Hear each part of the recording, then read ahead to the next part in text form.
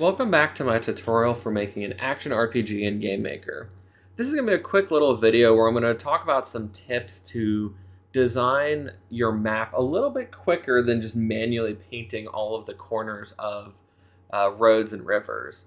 So we're going to look at two major features that'll speed up the creation of a map, and that is the Autotiler and then also custom brushes. We kind of looked at brushes briefly, but we'll look at it again real quick here.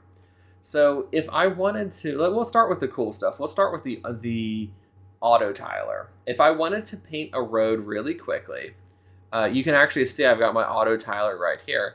And let me just make a quick map right here just to demonstrate what it does.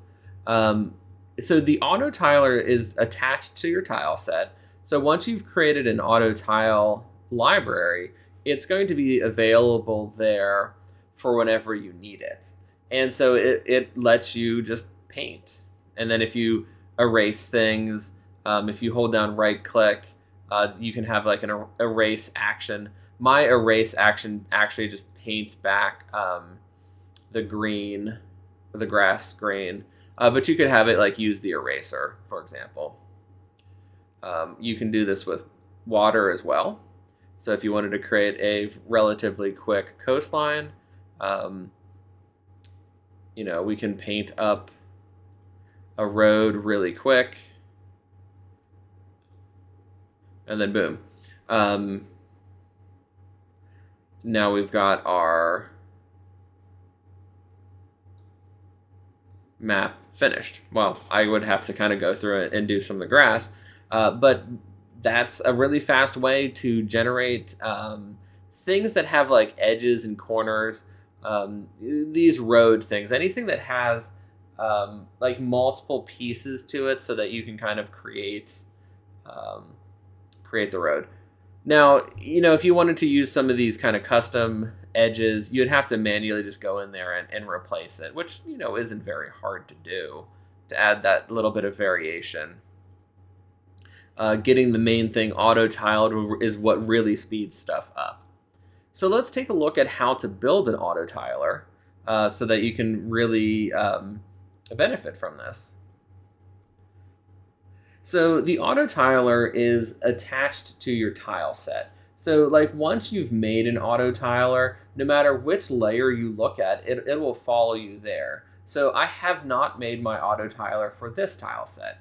And maybe I want to make this lava into an Autotile. So jump over to the library side inside of this room editor. And then we see that this is the Autotile library. We want to click on the edit pen or pencil, whatever that is. And that takes us to my auto-tiling tool thing. There's two types of Autotilers. There is a 47 tile, and you can actually see all the different pieces here. A 47 is, you can see all the different endings for it. So this would be if you only have the top left corner painted. A little bit more complex. We don't have the pieces for that one. So we want the 16 Autotiler. And the way that you think about this is the light gray is the object you are painting. So since I want to paint lava, anywhere I see light gray should correspond with the corresponding lava brush. So here on this brush, I've got lava everywhere but the top left. So that looks like it would correspond to here. I've got lava everywhere but the top right.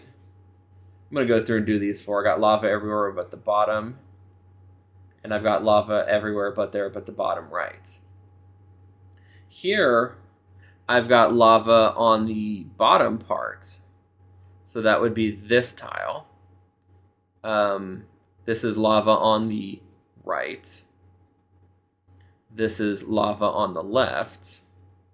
This is lava on the top. Now let's do the corners. The top left corner, we don't have this double piece. You could potentially load this up in Photoshop and make it and add it to the top row if you really wanted to. But we don't have that piece. So I'm just going to leave it blank.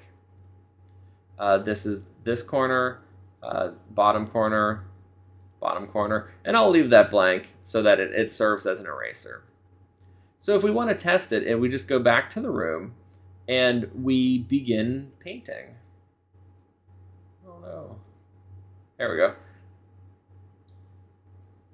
Whoop, I got one of them backwards. You can kind of see that little mistake there. So we could just go back to the Autotile, and I think it's this one. And then that should have fixed it. You can turn off and on this over highlight so you can kind of try to see it a little bit better. Other than that, your best option is just to blank them out and redo it. So just, go through and hit eraser tile on all of them and just try again. So back here, now if I paint this, we can see that that's painting correctly. And if I right click, it just erases it. Now this was on ground 2, so like when we look at ground 2, this is what's currently on the ground 2 layer, so when I paint here, all of this is fine. And so that's the Autotile. Really, really powerful and very helpful for making roads, rivers. Now keep in mind, I don't have that tile, so you can see how it's kind of like glitching out. Maybe if I used this a lot, I could just load up Photoshop and take those 2 tiles and kind of merge them into like that double edge tile.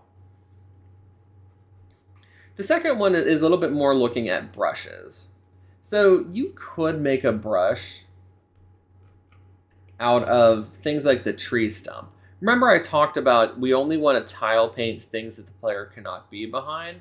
So I could make this tree into a brush.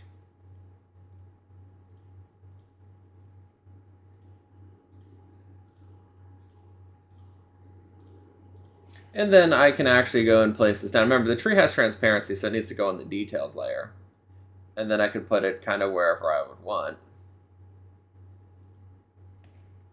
And so we'll go back through and add some impassability to this later. So we can add a few tree stumps to make the terrain look a little bit more exciting. So I could put a tree stump here to block that off so the player can't get back there. So I force them into going that direction.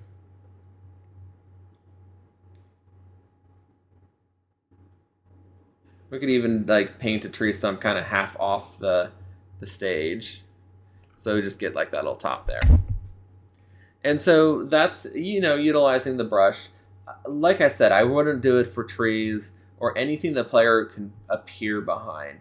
But since the player wouldn't be, like the way that the collider on a tree stump would work, you wouldn't be able to get behind that tree stump. So we don't need to worry about it.